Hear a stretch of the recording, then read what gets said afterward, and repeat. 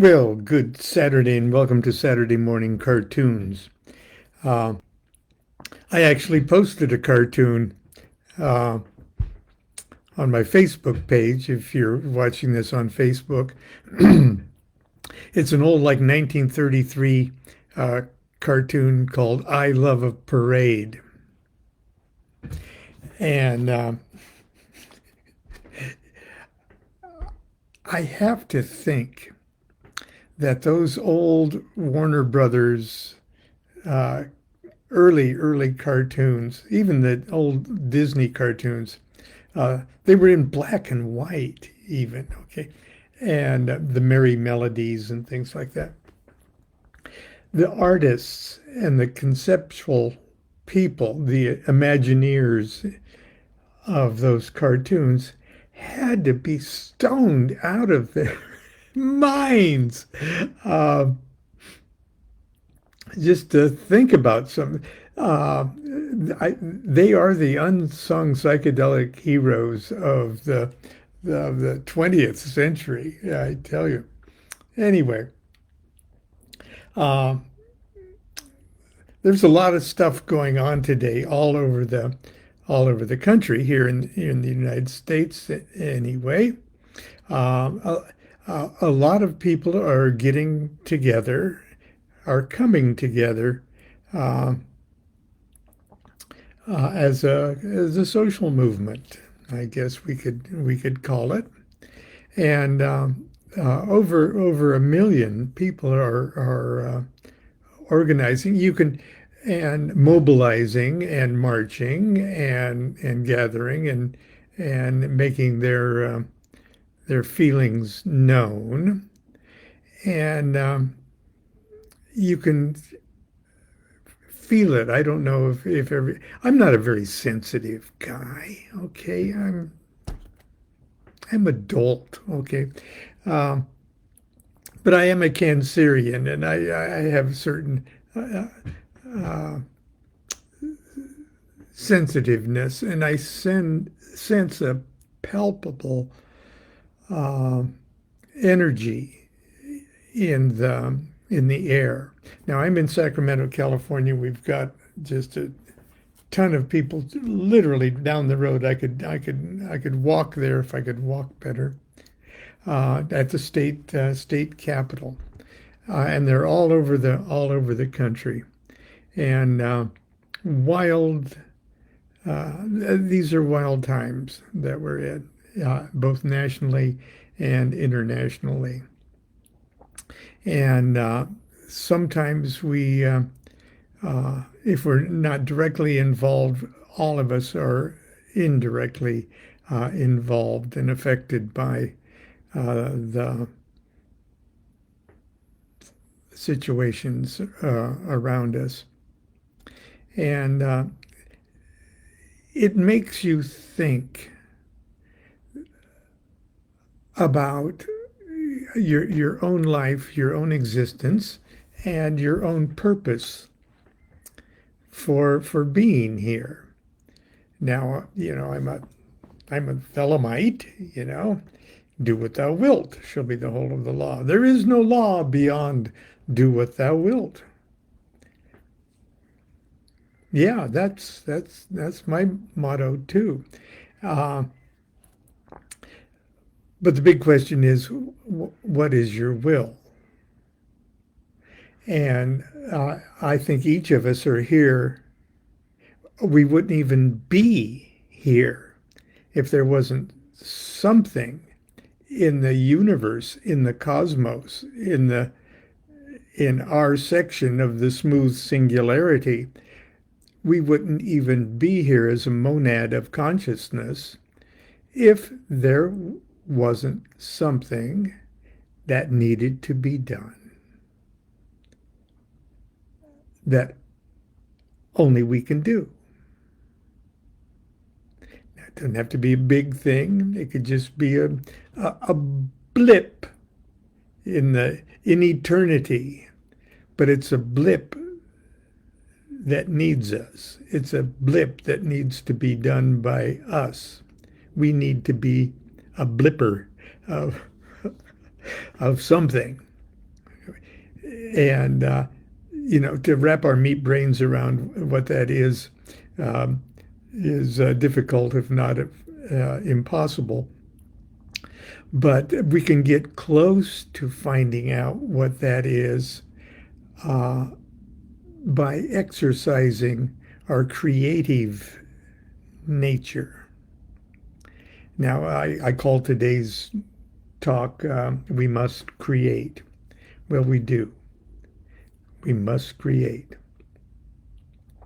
Now,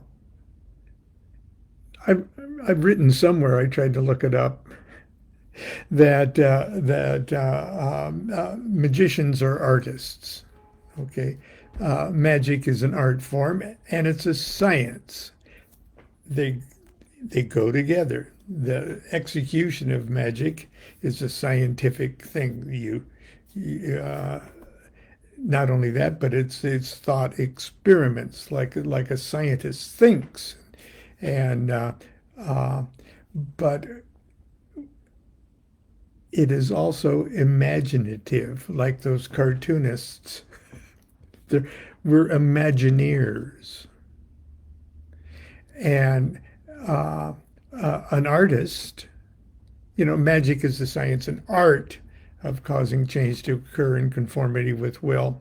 So that means we're all artists. Magicians are artists, and all artists are magicians, whether they know there's a name for what they do or not. And those that accept the role of artist uh, are, in a sense, taking in hand the wand of the magician and setting to work to do that one thing that only they can do. And there's a spirit involved in that. This morning, Constance and I watched a little documentary or a little video on the art farm in Marquette, Nebraska, of all places. And it just struck me. These people are creating and are purposefully, scientifically putting themselves in a position where they create. Unrestrictedly creation. It's a creation. Uh, uh, I would say dude ranch, but they're hardly dudes. Okay, but anyway, and it made me think about something I read by Crowley, and I've been looking it up, and I found out where it is, and it's in an article that he wrote. Here I got the. It's called Fragments. Okay. This essay first appeared in a work celebrating modern innovation in book design. And it's called Books for Our Time, and edited by Marshall Lee. And it wasn't published. It was published at Oxford University Press, 1951. I mean, he'd been dead for 4 years before this got published. And Crowley was included as a book designer.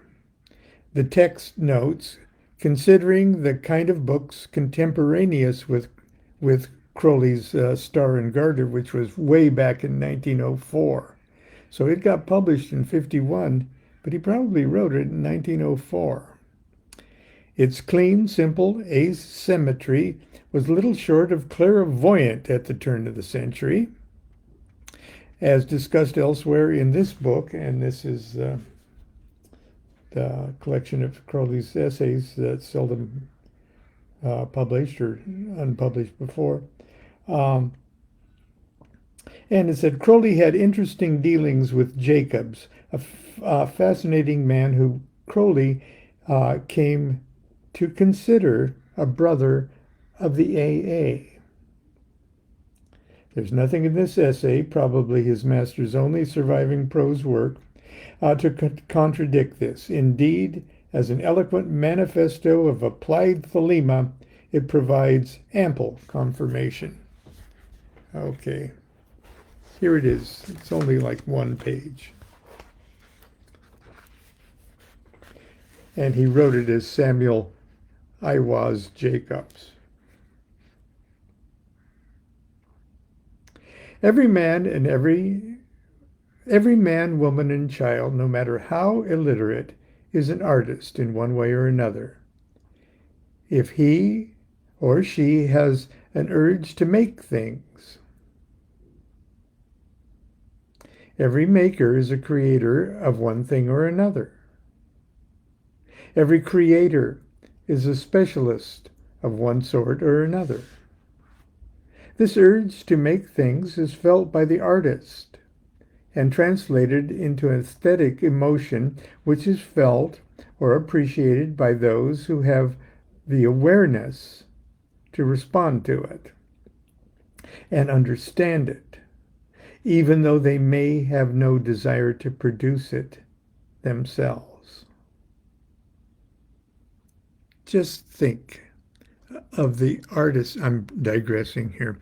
Just think of the artistry that went in to, let's say, creating the album Sgt. Pepper's Lonely Hearts Club Band. Okay. The artist that did the cover, that wonderful cover where Crowley is included, by the way, is one of the most recognizable pieces of art of the 20th century. The music, the George Martin arrangements, how it moved us, how it moved a generation, how it expanded consciousness, literally. Now, all of that artistry we appreciated by just putting the needle down on the record, probably getting a little stoned, and listening to it. We opened up our ears to it. Our appreciation of it is an art form too. Is not the observer also an artist if the connection is made?